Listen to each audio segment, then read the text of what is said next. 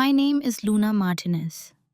I'm in my mid 30s, and for most of my adult life, I've been known as the steady one, the calm wife, the woman who remembers birthdays, keeps the household running, listens more than she speaks, and never makes a scene.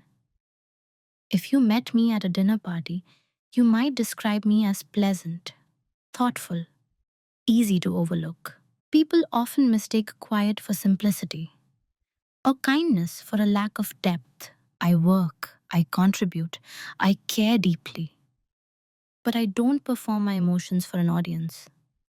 I don't shout when something hurts. I don't collapse when I'm confused.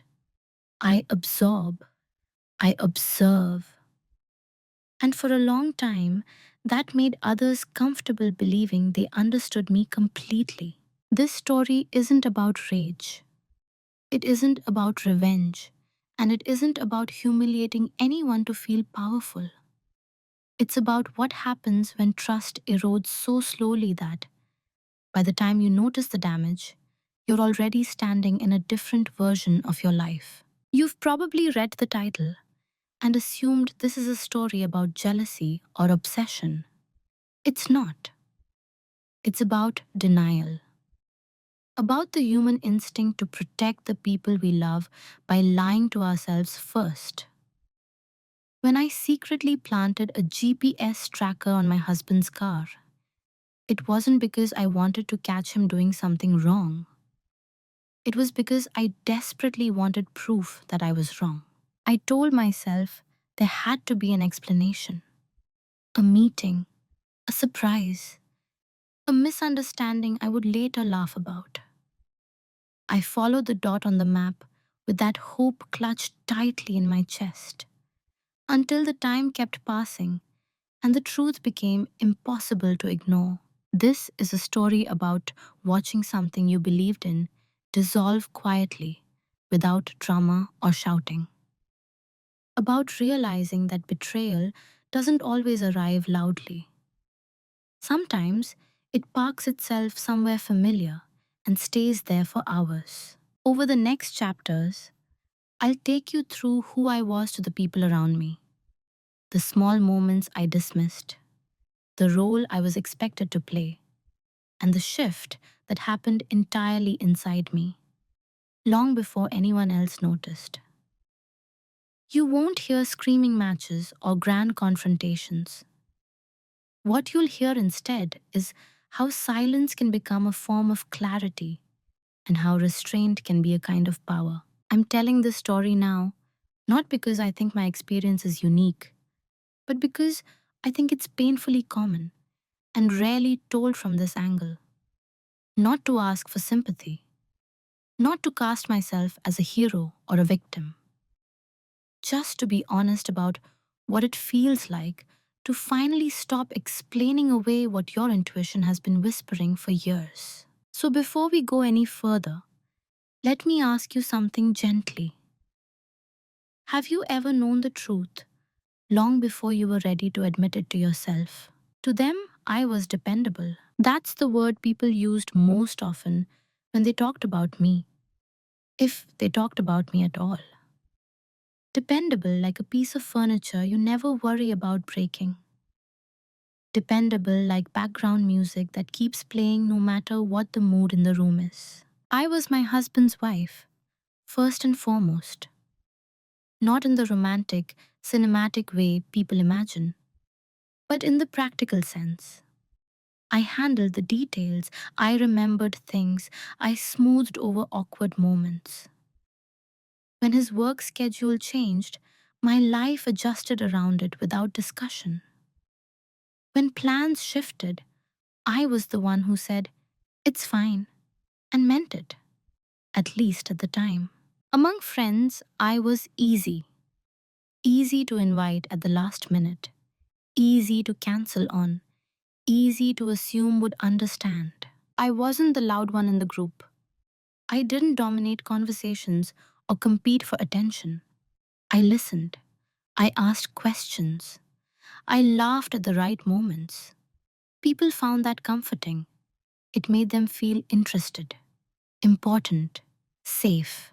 And I think, slowly, that comfort turned into something else. Invisibility doesn't arrive all at once. It seeps in quietly, through patterns, through assumptions. The way people stop checking in because you always seem okay. By the way, your absence wouldn't disrupt anything because you've already learned how to make yourself small enough to fit anywhere. My husband used to introduce me warmly. Over time, those introductions shortened. "This is Luna," he'd say, as if my role was self explanatory. At gatherings, he'd drift into conversations while I hovered near the edges, refilling drinks, clearing plates that didn't need clearing. I told myself I preferred it that way. Less effort, less noise.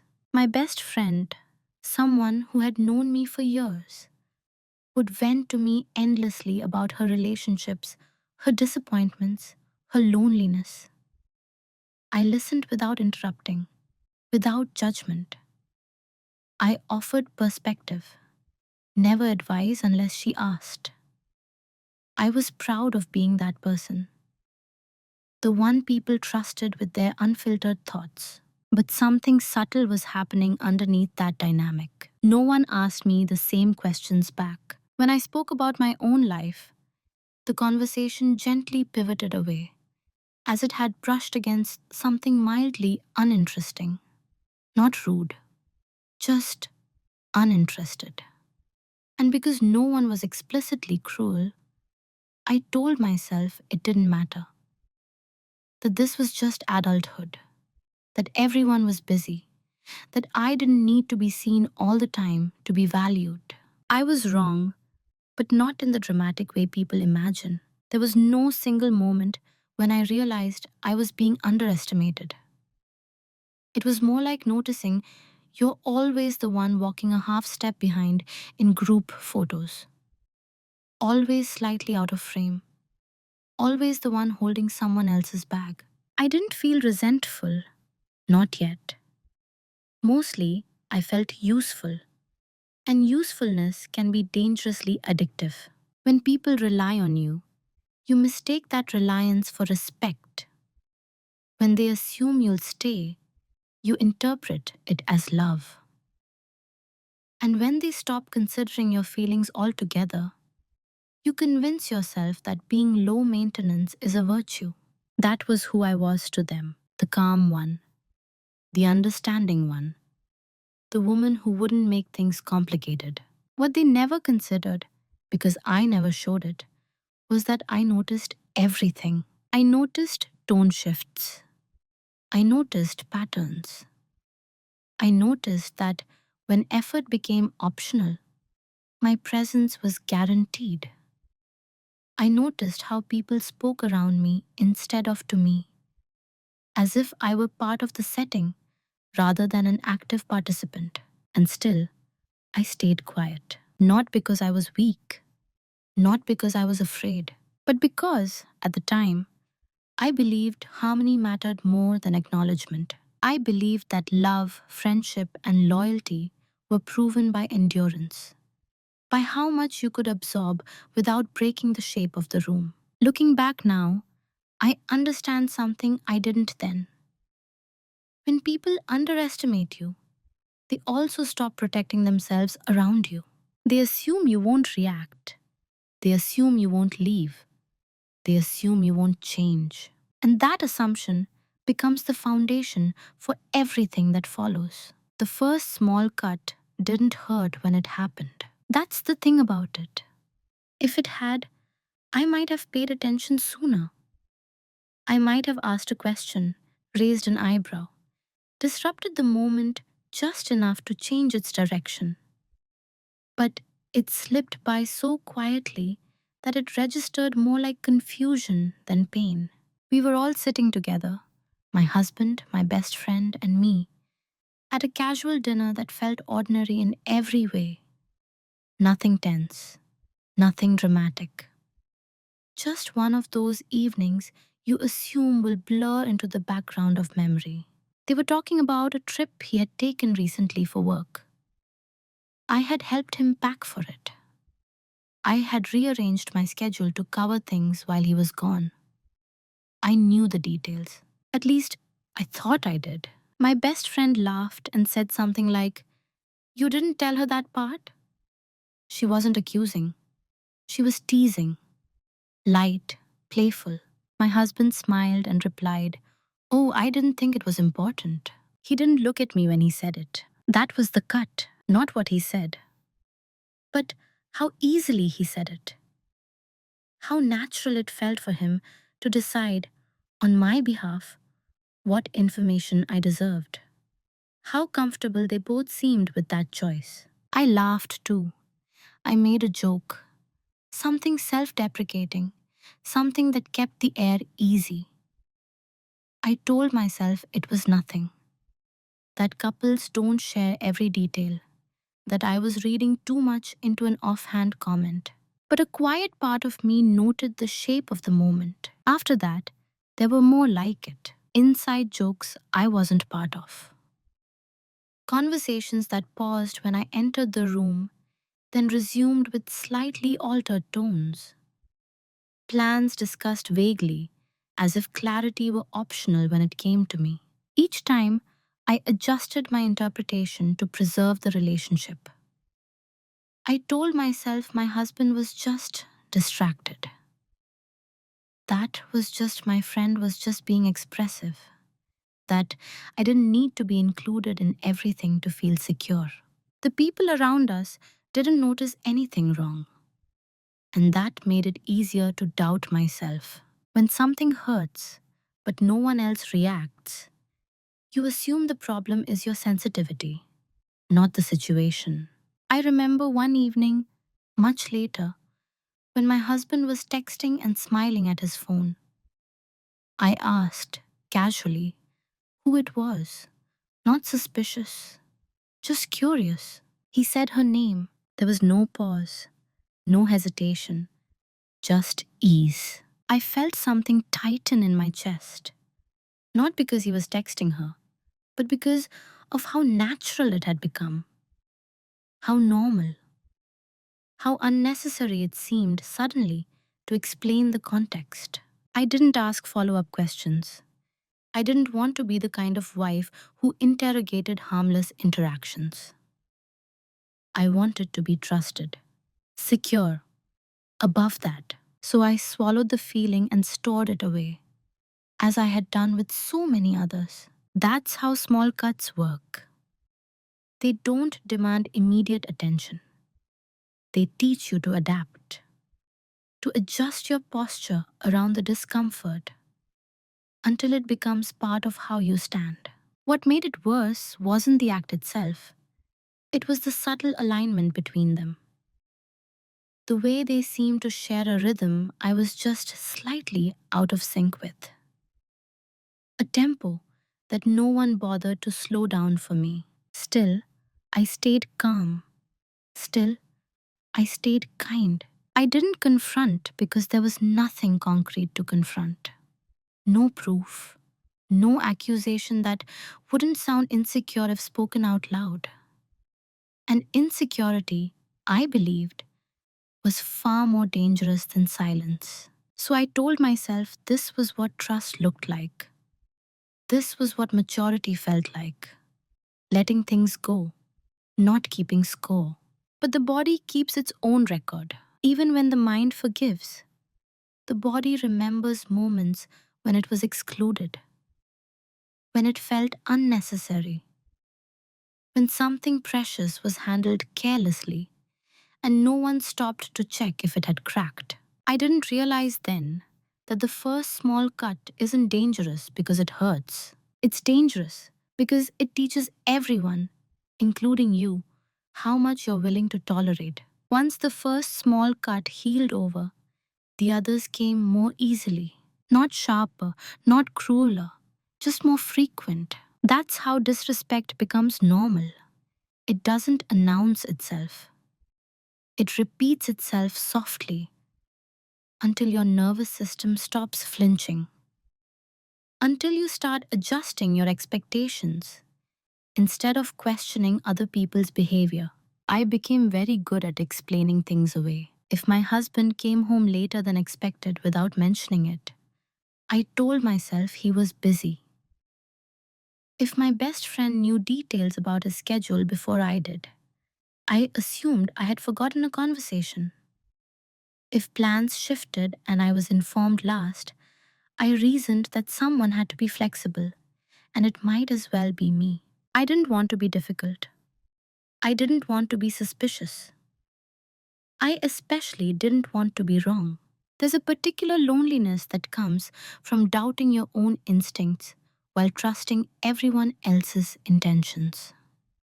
You begin to treat your inner voice like an unreliable narrator, something to be managed rather than respected. I remember the first time I caught myself rehearsing silence. My husband was talking animatedly about something my best friend had said. He was laughing in that easy way that used to be reserved for me. For a brief moment, I considered pointing it out, not accusingly, just neutrally. Something like, "You seem really energized when you talk about her." But before the thought could reach my mouth, another one replaced it. "Don't be dramatic." So I smiled. I nodded. I asked follow-up questions that made him feel heard.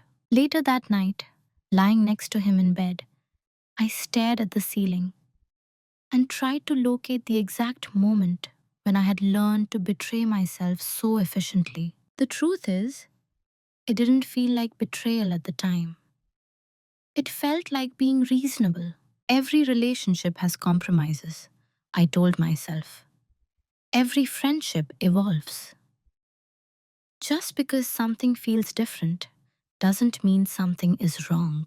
But what I didn't want to admit was how consistently I was the one compromising. How rarely anyone checked whether those compromises cost me anything. My best friend would call and talk for an hour about her emotions, her fears, her confusion. I would listen patiently, offering grounding words, holding space. When she asked how I was, it was usually near the end of the conversation, her tone already drifting toward conclusion. "I'm fine," I'd say, and the call would end. With my husband, I learned not to ask questions that required more than surface answers. Not because he refused to answer, but because the answers had begun to feel edited, polished, as if he were telling me what he thought I needed to hear rather than what was actually happening. I didn't accuse him of lying. I didn't even think of it that way. I thought of it as him protecting me, which, in hindsight, was a convenient narrative for everyone except me. The more I normalized these moments, the more my role solidified. I was the calm center, the unbothered presence, the woman who didn't get jealous, didn't overreact, didn't demand reassurance. People admired that about me. They said things like, "You're so secure," or "I don't know how you stay so chill." What they didn't see was the quiet effort it took to maintain that image, the constant internal negotiations, the way I'd swallow questions mid sentence, convincing myself they weren't worth the disruption. And because I never pushed back, no one learned where my boundaries were. Disrespect thrives in that ambiguity. It grows in the space where someone's silence is mistaken for consent, where patience is misread as acceptance, where kindness is interpreted as a lack of self regard. I wasn't angry. That's important to understand. Anger would have felt like clarity. What I felt instead was a low grade unease, a sense that I was slowly being written out of a story I was still very much part of. I began to feel like a supporting character in my own marriage, like an audience member in a friendship that used to feel mutual. Still, I stayed, because leaving, or even questioning, would have required me to admit something I wasn't ready to face. That the version of myself everyone relied on was also the version they took for granted. And that realization, at the time, felt far more frightening than pretending everything was fine. So I normalized it. I adjusted. I rationalized. I stayed quiet. And in doing so, I unknowingly taught them that this was acceptable. At some point, I stopped wondering if I had been assigned a role and started noticing how well everyone expected me to play it. I was the reliable one, the understanding one, the woman who didn't need much, didn't ask for much, and certainly didn't complicate things by expressing discomfort at inconvenient times. It wasn't a role anyone announced out loud. No one sat me down and explained my place. It emerged organically, shaped by repetition and reinforced by my own cooperation. If something needed to be done, I did it. If someone needed emotional support, I provided it. If tension arose, I diffused it. I became the emotional buffer in every room I entered. My husband relied on that steadiness more than he ever acknowledged. When he was stressed, I absorbed it. When he was distant, I made space. When he forgot important dates or conversations, I reminded myself not to take it personally. It was easier for him if I stayed predictable. My best friend, too, seemed to depend on my constancy. She could unravel around me, vent without filtering herself, lean into my patience without worrying about reciprocity. I didn't demand balance, so none was offered. And because I didn't complain, they assumed I was content. That's the dangerous thing about being capable. You stop being seen as someone who might need care. There was a moment when this realization crystallized. We were all together again, planning something trivial. A weekend plan, nothing important. Suggestions were being tossed around, dates floated casually. I offered an opinion, softly, the way I always did. No one responded. The conversation moved on, as if I hadn't spoken. It wasn't deliberate. No one interrupted me. No one dismissed me outright. My words simply didn't land anywhere. I felt myself pause, mid-breath, waiting to see if someone would circle back, acknowledge it. They didn't. And in that silence, I understood something with surprising clarity. They weren't ignoring me.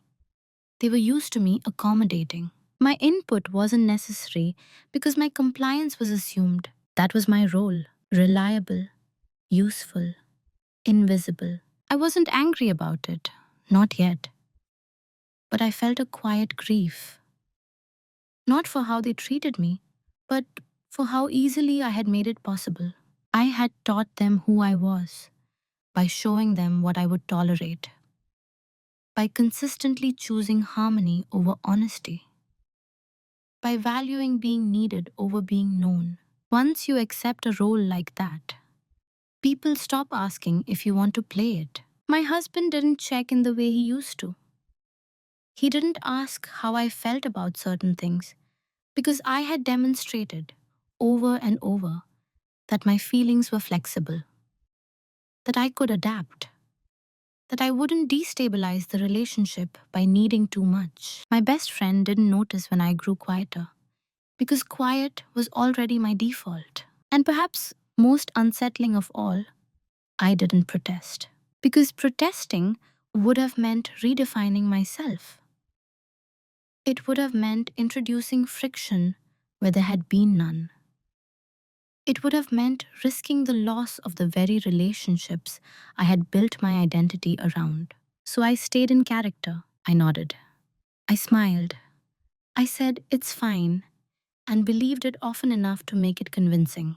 But underneath that role, something was shifting. Not anger, not bitterness, awareness. I began to see how people relaxed when I entered a room. Not because they felt seen, but because they knew I wouldn't demand to be. I saw how my steadiness made other people feel safe to be careless. And for the first time, I wondered what would happen if I stopped being the easiest person in the room. That question didn't lead to confrontation. It didn't inspire ultimatums or dramatic declarations. It simply sat with me, quietly, waiting. The shift didn't happen during an argument. There was no raised voice, no accusation, no breaking point that anyone else could point to and say, that's when everything changed. It happened on an ordinary afternoon, one so unremarkable that, if I hadn't been paying attention, it would have passed without leaving a mark. I was alone at home, folding laundry.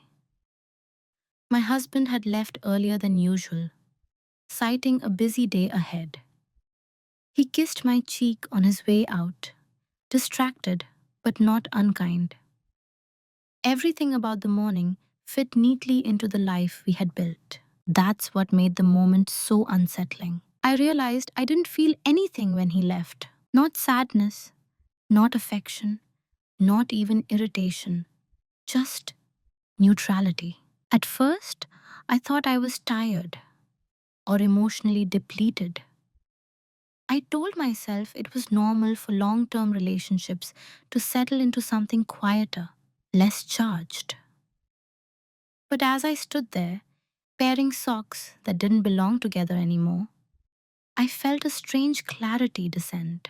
I had stopped expecting him to choose me, not consciously, not deliberately. But somewhere along the way, I had accepted that his attention, his enthusiasm, his curiosity were things I accessed only occasionally, as bonuses, not as constants. And once you notice that expectation disappear, you can't unsee it. I sat down on the edge of the bed and asked myself a question I had been avoiding for months. If nothing changes, can I live like this indefinitely? The answer came quickly, too quickly. No, not because I was being mistreated in obvious ways, not because I was unhappy every day, but because I was slowly disconnecting from myself to maintain a version of peace that required my silence. That afternoon, my best friend texted me, something casual, a comment about a show we both watched. I replied politely, but without the usual warmth, without the emotional labor I typically offered automatically. She noticed. Her response came back almost immediately. Everything okay? It was the first time in a long while that anyone had sensed a shift in me. I stared at the message longer than necessary. Everything was okay by most external measures. No explosions, no confessions, no undeniable proof of betrayal. Just a growing awareness that I had been managing everyone else's comfort at the expense of my own clarity. I typed, yeah, just thinking. It wasn't a lie. That was the day my silence changed quality. Before, my quiet had been reflexive, protective, designed to keep things smooth. But now, it has become intentional, observant, curious. I stopped filling in gaps for people, stopped assuming positive intent where there was a pattern of disregard. I didn't withdraw emotionally. I simply stopped compensating. When my husband spoke vaguely about his plans, I didn't press for details, but I also didn't reassure myself. I let the ambiguity sit there, unresolved. When my friend vented, I listened, but I noticed how rarely she asked about me. I noted it without resentment, like a scientist observing a recurring result. This wasn't punishment. It wasn't a strategy yet. It was alignment. For the first time in a long while, I allowed my internal experience to exist without immediately editing it for others. That shift created space, and in that space, my intuition, which had been speaking softly for so long, finally had room to be heard. I began to sense inconsistencies more clearly, not as accusations, but as data, timelines that didn't quite line up. Familiar names appeared too often in unrelated contexts. Emotional energy was being directed elsewhere while I received the leftovers. I didn't panic. I didn't spiral. I felt steady. That surprised me. The fear I had imagined of knowing too much, of seeing too clearly, never arrived. Instead, there was a calm resolve I hadn't felt in years. A sense that whatever I might discover, I would handle it with dignity. That afternoon didn't change my marriage or my friendships overnight, but it changed me. And once that happens, everything else eventually has to respond. Once I became aware of my silence, it stopped being passive. Before, my quiet had been automatic, a reflex shaped by years of smoothing things over before they could wrinkle. But now, silence has become something I chose deliberately, not to punish, not to manipulate, simply to stop interfering with the truth as it unfolded. And people noticed, not immediately. At first, they mistook the change for fatigue or distraction. My husband asked if I was stressed. My best friend joked that I was being mysterious. I smiled and let them believe that. The difference was subtle but powerful. I stopped explaining myself. When my husband came home late and offered a vague reason, I nodded, instead of reassuring him that it was fine. When my friend monopolized conversations, I didn't interrupt, but I also didn't rescue the moment with warmth when it fell flat. I wasn't cold. I was present, calm, neutral. And neutrality can be deeply unsettling to people who are used to your emotional availability. Without my usual reactions, conversations shifted. Pauses lingered longer. Assumptions went unconfirmed. The comfortable rhythm they had grown used to, where I filled every gap, began to falter. Still, no one confronted me, because from the outside, I was behaving exactly as I always had. I wasn't accusing. I wasn't demanding. I wasn't withdrawing dramatically. I was simply no longer compensating. That's when I realized something important. People had been relying on my silence, not because they respected it, but because it made things easier for them. My husband began offering more details voluntarily, not consistently, but noticeably, as if sensing, on some level, that I was no longer filling in the blanks for him. My best friend asked more questions about my mood, my energy, and my thoughts, not with depth, but with curiosity. Testing the shift, I answered honestly, but briefly. Silence, I learned, has texture. And when you change it, people feel the difference, even if they can't articulate why. What surprised me most was how steady I felt throughout this phase. I wasn't bracing myself for impact. I wasn't rehearsing confrontations in my head. I wasn't even particularly sad. I felt anchored. Choosing silence gave me back something I hadn't realized I'd lost: agency. I was no longer reacting to what others did or didn't share. I was observing patterns as they revealed themselves, and those patterns became clearer by the day. Certain names came up more frequently. Certain explanations felt overly casual. Certain moments, ones that used to trigger unease, now registered simply as information. I started keeping quiet notes, not emotionally charged ones, just facts, dates, times, behaviors. I didn't tell myself a story about them. I let them exist as they were. This wasn't suspicion, it was attention. And attention, unlike accusation, doesn't alert anyone that they're being seen differently. People mistake silence for weakness because they associate strength with noise, with declarations, with emotional displays. But real leverage comes from being underestimated. While they assumed I was disengaging, I was actually becoming more present than ever. I noticed shifts in tone, in body language, in energy. I noticed when conversations became performative rather than genuine. Most importantly, I noticed how little effort it took for people to reveal themselves once I stopped guiding the narrative. I didn't ask, "Why are you doing this?" I asked, "What does this tell me?"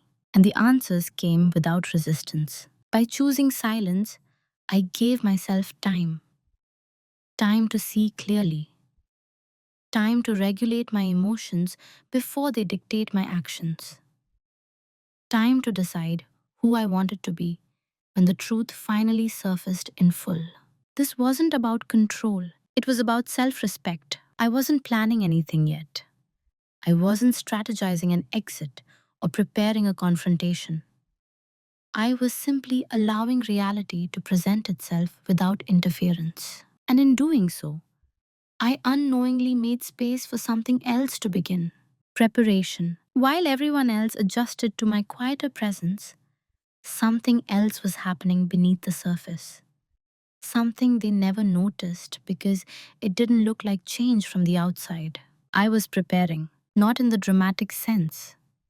There were no secret meetings or whispered phone calls, no sudden transformation in my appearance or behavior. I still showed up, still smiled, still fulfilled my role well enough to remain predictable. That predictability was my cover. What they didn't realize was that I had stopped assuming innocence and started verifying reality. The first thing I did was slow down my emotional reactions even further. I didn't allow moments of discomfort to rush me into conclusions. I wanted clarity, not catharsis. And clarity requires patience. I began paying closer attention to logistics, schedules, patterns, the mundane details most people overlook because they seem too boring to matter. When my husband left early or came home late, I noted it mentally. When his phone habits changed, screen angled away, notifications silenced, I didn't comment. I observed.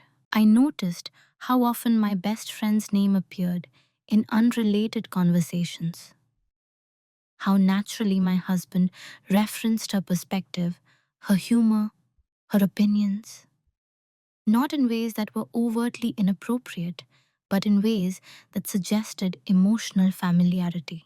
I didn't confront either of them. Confrontation at that stage would have robbed me of something far more valuable than answers: unfiltered behavior.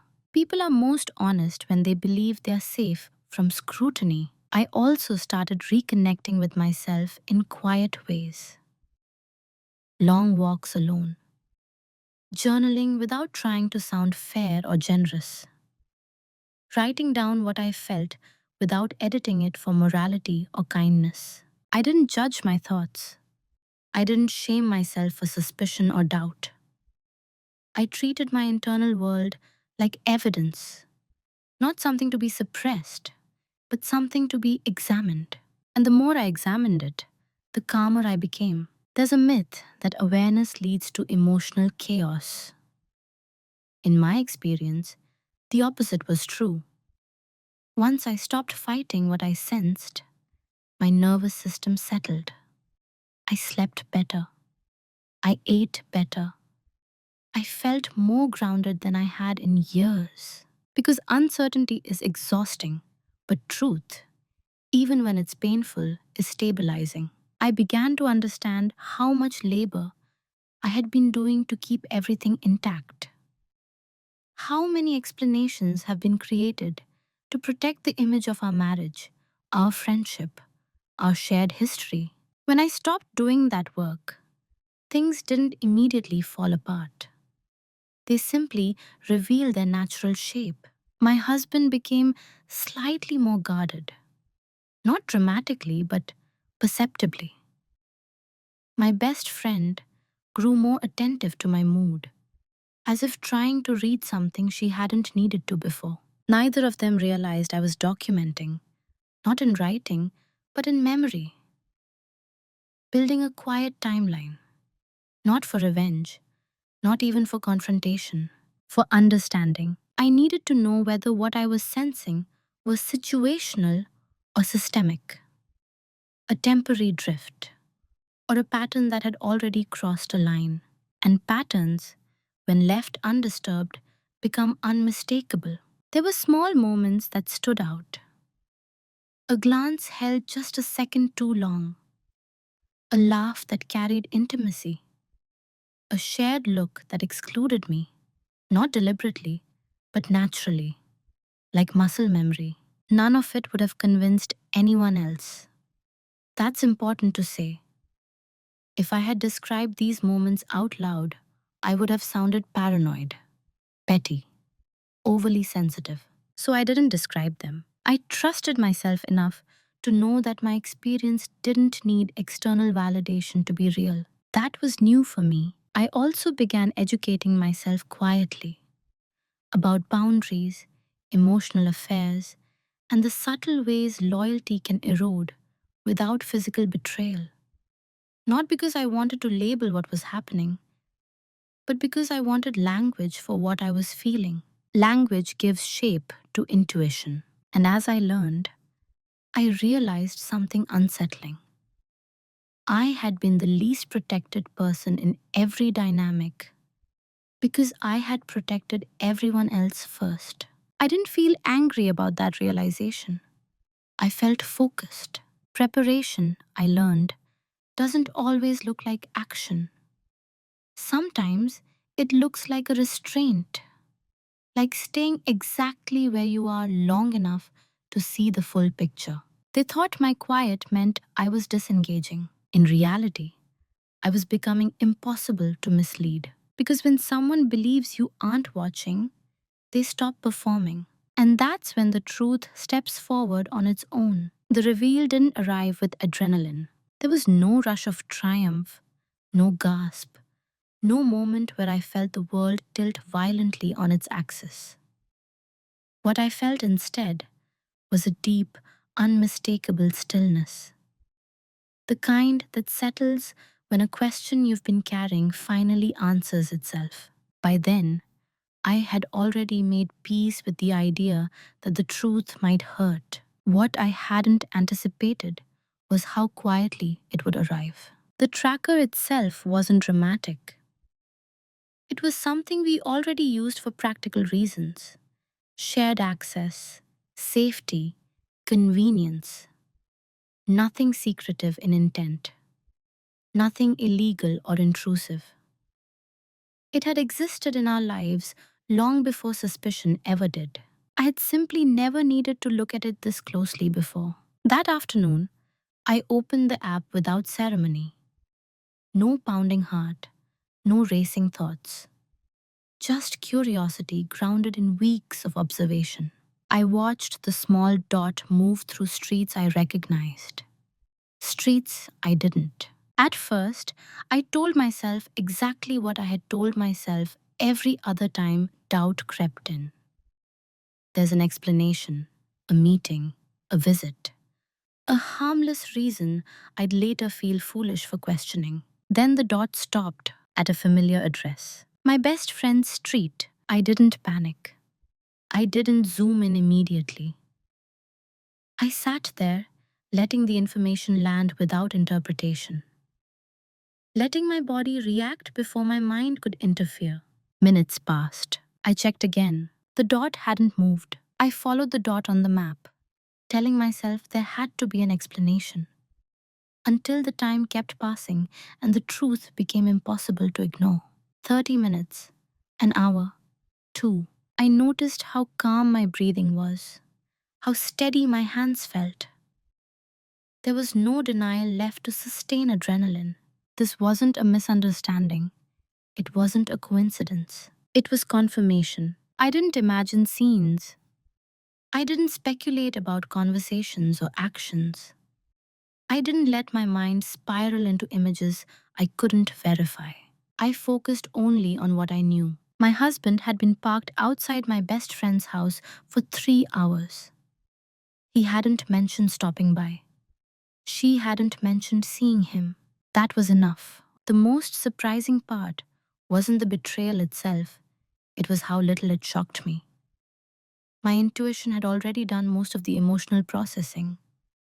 This was simply the final piece of data clicking into place. I felt grief, yes, but it was clean, undiluted by confusion or doubt. There was no urge to confront immediately, no desire to call or text or demand an explanation while emotions were raw. I closed the app and I sat there, allowing myself to fully absorb what this meant. Not just about them, but about me. I realized then that I had crossed a threshold. Once you see something clearly, you can't pretend you didn't. And once pretending is no longer an option, only two paths remain: reaction or response. I chose a response. That private reveal didn't make me feel powerful. It made me feel grounded, oriented, as if I had finally been handed the correct map after wandering with a distorted one for years. I didn't cry right away. Instead, I made tea. I did the dishes. I moved through the rest of the day with deliberate normalcy, not out of denial, but out of respect for my own nervous system. That night, when my husband came home, I looked at him differently. Not with anger, not with contempt, with clarity. I noticed how easily he met my eyes, how naturally he spoke, how comfortable he was in the assumption that nothing had changed. And I understood something important. The reveal wasn't meant to expose them yet. It was meant to reveal me to myself, what I was no longer willing to accept, what I was capable of holding without collapsing, what kind of woman I intended to be from this point forward. I didn't sleep much that night, but not because my mind was racing, because I was integrating a truth that would reshape every decision that followed. By morning, I wasn't asking if I would act. I was deciding how. The morning after the reveal, I woke up with an unfamiliar calm. Not numbness, not shocked, just a quiet awareness that something fundamental had shifted, and that whatever I chose next would shape the rest of my life more than the betrayal itself ever could. This is the part people misunderstand. They think the hardest moment is discovering the truth. It isn't. The hardest moment is standing at the intersection that truth creates, where every possible response carries a cost, and doing nothing is also a decision. I lay in bed and let myself map the options honestly, without judging which one sounded strongest or most dignified. I could confront them immediately, demand explanations, force confessions. That path promised emotional release, but very little clarity. I knew how that story usually goes: denial, minimization, rewriting history. A flood of words designed to muddy what had been painfully clear just hours before. I could leave without explanation, protect my pride, preserve my image. But that would mean carrying unanswered questions forever and allowing them to control the narrative by default. I could pretend I didn't know, continue as if nothing had changed, gather more proof. But that path required sacrificing my integrity. And I had already spent too many years bending myself into shapes that kept others comfortable. Each option had its own version of pain. What I was really choosing wasn't what to do to them, it was who I wanted to be when this chapter ended. I realized then that I didn't want revenge. I didn't want spectacle. And I didn't want to be remembered, by them or by myself, as someone who reacted rather than responded. I wanted my actions to be irreversible, not because they were explosive, but because they were aligned. So I chose the path that felt the least dramatic and the most final. I chose preparation over confrontation. That decision surprised even me. Instead of calling anyone, I got up and went for a walk. I let my body move while my mind settled.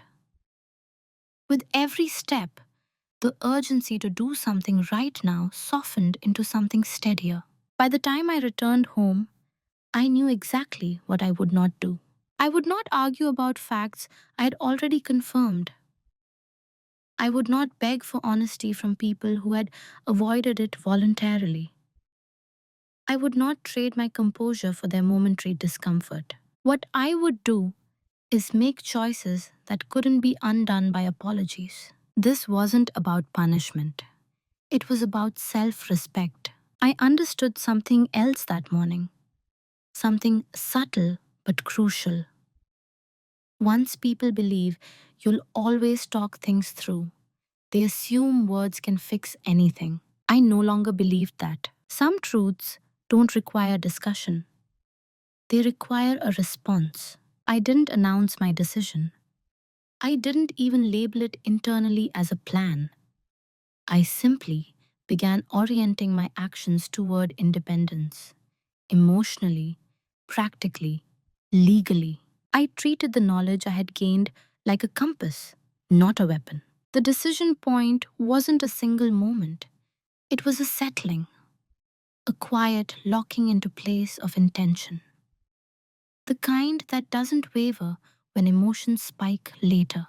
I knew there would be moments of grief ahead, moments of anger, moments of temptation to break my own resolve and seek comfort from the very people who had destabilized me. But I also knew this. If I acted now, from clarity instead of pain, I would never have to wonder whether I had honored myself. That mattered more to me than being understood. So I moved forward, not loudly, not visibly, but decisively. And from that moment on, everything I did had a direction.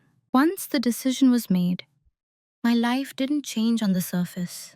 That was intentional. I still woke up at the same time, still made coffee the way my husband liked it, still answered my best friend's messages with polite warmth. From the outside, nothing looked different. And that was precisely why this phase mattered. Silence is most effective when it doesn't announce itself. I began with the practical things, the ones that don't carry emotion, only consequences. I reviewed documents I hadn't looked at in years, accounts, agreements, passwords, not obsessively, methodically. I wasn't searching for leverage. I was reclaiming awareness. Knowing where you stand is the first step toward deciding where you're willing to stay. I scheduled appointments under the guise of routine. Check-ins, consultations, conversations framed as curiosity rather than crisis. I asked questions without revealing why I needed the answers. No one suspected anything. Why would they? I was still calm, still kind, still unthreatening. That was the irony of it all. The same composure that had once made me invisible now gave me complete freedom of movement. Emotionally, I practiced restraint like a discipline. When I felt waves of sadness, I let them pass without attaching meaning. When anger surfaced, I didn't suppress it. I delayed it. I reminded myself that emotions are informative, but they don't need to be in control. My husband noticed I was quieter, but not distant enough to alarm him.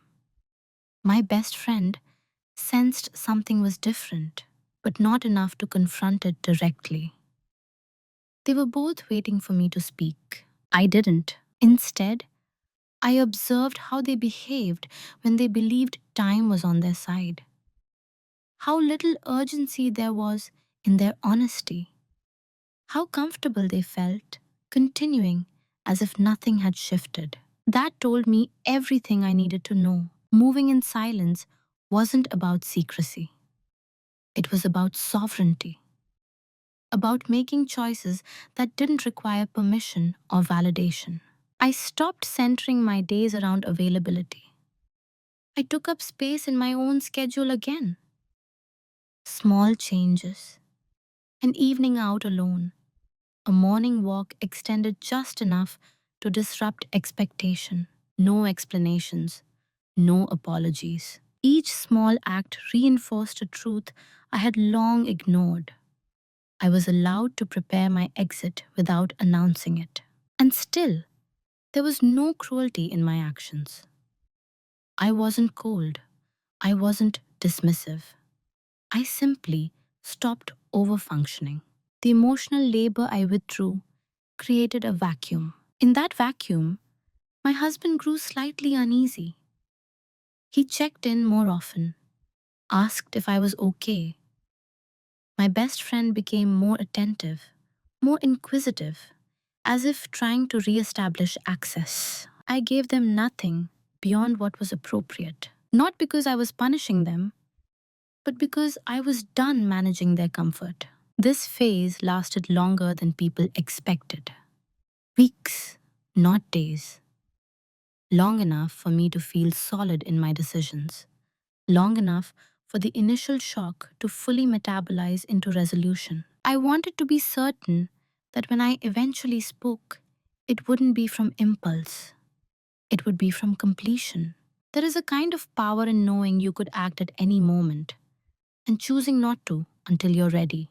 Moving in silence taught me that. By the time I felt the shift internally, when my fear no longer outweighed my clarity, I knew the consequences were already in motion. They just hadn't reached the surface yet. Consequences don't always arrive as explosions. Sometimes they arrive as absences. The first thing to change was the atmosphere. Not dramatically, just enough to feel unfamiliar. The ease my husband carried into our shared space began to thin. He lingered in doorways longer, asked questions he hadn't bothered to ask in years, tried subtly to reinsert himself into a rhythm that no longer revolved around him. He could feel something slipping. My best friend, too, began to reach out more frequently. Messages that used to come sporadically now arrived daily. Invitations framed as casual check ins. Just thinking of you. Miss our talks. Words that suggested a loss she couldn't yet name. Neither of them connected these shifts to their own actions. That's the strange thing about consequences when they're quiet. People experience them as confusion, not accountability. I didn't explain myself. I didn't reassure them that everything was fine, the way I used to. I answered honestly, but minimally. I let the discomfort sit where it belonged, and slowly, they began to feel the absence of what I had always provided. My husband started handling things I had once managed seamlessly: appointments, logistics, emotional nuance. He stumbled, not because he was incapable, but because he had grown accustomed to my invisible support. He didn't complain. He adapted awkwardly, with mild frustration. He tried to mask it as humor. I watched, not with satisfaction, but with a strange detachment. This wasn't about watching him struggle. It was about witnessing the truth that my presence had been doing more work than anyone realized. My best friend, on the other hand, reacted with anxiety. She asked more direct questions. Did I do something? Have I upset you? She sensed the shift as a personal threat, not because I had accused her, but because I was no longer accessible in the way she relied on. I responded kindly, calmly, without offering emotional repair. And that restraint did something remarkable. It forced them to sit with their own uncertainty. For the first time, they didn't have my emotional labor cushioning the consequences of their choices. And still, I wasn't cruel. I didn't withdraw love. I withdrew excess. I stopped being the emotional insurance policy that made everything feel manageable. The effects rippled outward. Conversations became more careful. Laughter is less automatic. They were both trying, in their own ways, to recalibrate. But without knowing what had changed, they were adjusting blindly. That's when I realized something crucial. People don't fear losing you until they feel your absence where your presence once did all the work. The consequences were subtle but cumulative. Small moments of awkwardness, missed cues, emotional distance that no one could quite explain. And because I wasn't angry, there was no villain to confront, no scene to dramatize, no apology to demand. Just a growing sense of imbalance they could feel but not name. I remained steady. That steadiness unsettled them more than anger ever could have. Because anger invites defense, calm invites reflection. And reflection is where accountability begins, whether people wanted to or not. By the time they realized something had changed, it was already too late to return to the version of me they had taken for granted. That version no longer existed. By the time panic surfaced, it had nowhere to land. It didn't arrive loudly. It showed up as restlessness, as overcompensation, as a sudden urgency to check in that felt disconnected from any specific event. My husband began trying harder, but not deeper. He cooked dinner unexpectedly, suggested weekend plans, spoke with a softness that might have felt reassuring months earlier. Now, it felt misaligned, like a gesture meant to repair something he hadn't fully identified. He sensed loss without understanding its source. That's what made it too late. Because repair requires recognition, and recognition requires honesty, not just with me, but with himself. My best friend's response was more emotional. Her messages grew longer, more vulnerable. She reminisced about our history, emphasized our closeness, as if invoking memory could restore access. "What's going on with us?" she asked once. "I feel like you're somewhere else." I was, but not in the way she meant. I hadn't left physically. I hadn't confronted either of them. I hadn't even named what I knew. And yet, the dynamic had irreversibly shifted. That's what they couldn't grasp. They believed effort alone could fix things. That proximity, attention, and reassurance could rewind time. What they didn't understand was that my decision had already been made in silence, long before they felt the consequences. There were moments when they almost touched the truth. My husband hesitated before speaking one evening, as if weighing whether to say something more honest than usual. He didn't. The moment passed.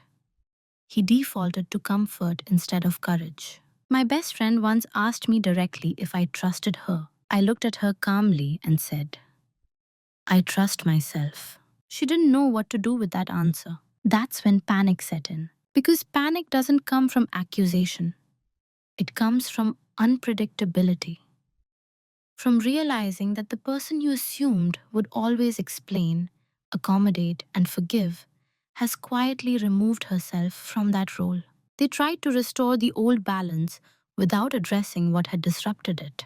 And balance without truth is just performance. I didn't reject their attempts. I simply didn't respond the way I used to. I didn't fill in the emotional gaps. I didn't rush to reassure them that everything would be okay. I let their discomfort exist, not out of cruelty, but out of respect for myself. This phase was the hardest, emotionally, not because I doubted my decision, but because I could see how easily this could have been prevented if awareness had arrived earlier, if effort had been offered before loss was imminent. But hindsight doesn't repair trust. By now, I no longer felt torn. I felt settled. Grief had moved through me and left clarity in its place. I wasn't waiting for them to fix anything. I was waiting for the moment when silence would need to become speech, not to negotiate, but to conclude. That moment was approaching, and they could feel it, too late. When the confrontation finally happened, it didn't look like what people imagined.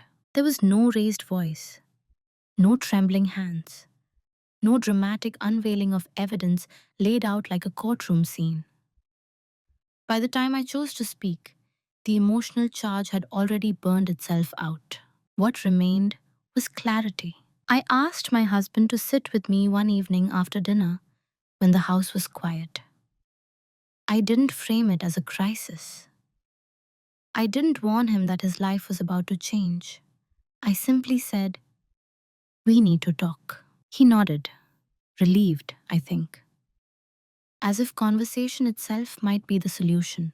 I told him what I knew, not how I knew it, not when I first suspected it, just the truth, stated plainly. "I know you've been spending time at her house. I know it's been happening without my knowledge." I watched his face, not for guilt, but for recognition. There it was. A flicker, a pause too long, a breath taken slightly too late. He didn't deny it. He tried to explain it. That distinction mattered. He spoke about confusion, about boundaries that blurred slowly, about how nothing physical had happened, at least not in the way people define it. He spoke as if intention were more important than impact. I listened without interrupting. When he finished, I said calmly, "You made a series of choices that excluded me from my own marriage. Whether you name that betrayal or not doesn't change what it was." There was no anger in my voice, just a fact. He reached for my hand. I didn't pull away, but I didn't hold on. "This isn't a fight," I told him. "It's an ending." That was the moment he understood. Not because I was harsh, but because I wasn't. There was nothing to argue against, no emotion to deflect, no exaggeration to correct. I wasn't asking him to change. I wasn't asking for explanations or apologies. I was informing him of a decision. Later, I spoke to my best friend, not together, separately. I met her in a neutral place, somewhere public and quiet. She looked nervous before I said a word. I told her the same truth, simply, without accusation. "I know you crossed a line with my husband." She cried. She apologized. She told me she never meant to hurt me. I believed her and still stood by my decision. "Intent doesn't erase impact," I said, "and trust doesn't survive secrecy." She asked if there was anything she could do to fix it. I shook my head gently. "No," I said. That window closed before this conversation. What shocked them both wasn't my firmness. It was my lack of hostility. People prepare for anger. They rehearse defenses against rage. They don't know how to respond to someone who has already processed their grief and arrived with calm resolve. There was no satisfaction in those conversations, only completion. I walked away, knowing I hadn't compromised myself to be understood. I hadn't begged for accountability. I hadn't traded dignity for closure. The confrontation wasn't about exposing them. It was about reclaiming myself after everything was said. Life didn't rush to fill the space they left behind. That surprised me. I had expected grief to arrive in waves, to knock the air out of my chest, to demand constant attention. But what I felt instead was a quiet expansion, like a room that had been slowly cleared of furniture I no longer needed. For the first time in a long while, my energy belonged entirely to me. I wasn't managing anyone else's emotions. I wasn't anticipating reactions or adjusting my tone to keep things smooth.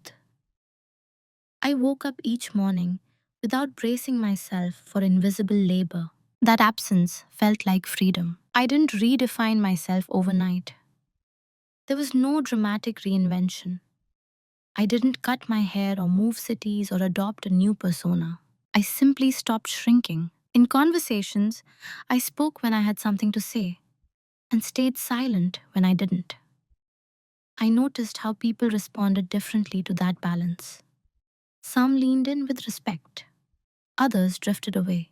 I let them. I became more selective with my time, not because I was guarding it defensively, but because I finally understood its value. I learned the difference between being needed and being known, and chose the latter, even when it meant fewer connections. I also learned something about strength. For years, I thought strength meant endurance, absorbing discomfort, staying calm no matter what. Now, I understand that strength is discernment, knowing when calm is alignment and when it's self erasure. I didn't lose my kindness. I lost my self betrayal. My moral code didn't change. I still believe in restraint, in dignity, in not humiliating others to prove a point. But now, those values include becoming. I no longer equate silence with safety or harmony with health. I understand that some relationships rely on your quietness, not because they cherish it, but because it keeps their behavior unchecked. I'm no longer available for that role. When I think about my husband and my former best friend, I don't feel hatred.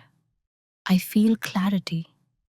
They revealed themselves not in a single act, but in a pattern they believed I wouldn't notice. They were wrong, and I'm grateful for that, in an unexpected way, because the experience returned me to myself. It taught me that trust without boundaries is vulnerability without protection, that love without presence is just proximity. Who I am now is not hardened. I am precise. I still listen deeply, but I listen to myself first. I still give, but I give by choice, not by default. I still remain calm, but now that calm comes from self respect, not self suppression. Quiet dominance isn't about control over others, it's about sovereignty over yourself. And that is a form of power no one can take from you once you claim it. There's a lesson in the story that has nothing to do with betrayal and everything to do with attention. Not the attention you demand, but the attention you give to patterns, to feelings you keep explaining away, to the quiet knowledge that accumulates when you stop rushing to defend the people you love from your own perception. For a long time, I believed that being calm meant being evolved, that staying quiet was a form of grace. If I could absorb enough discomfort without reacting, things would eventually balance themselves. They didn't. What actually happened was simpler and harder to accept. My silence made room for behavior that required accountability.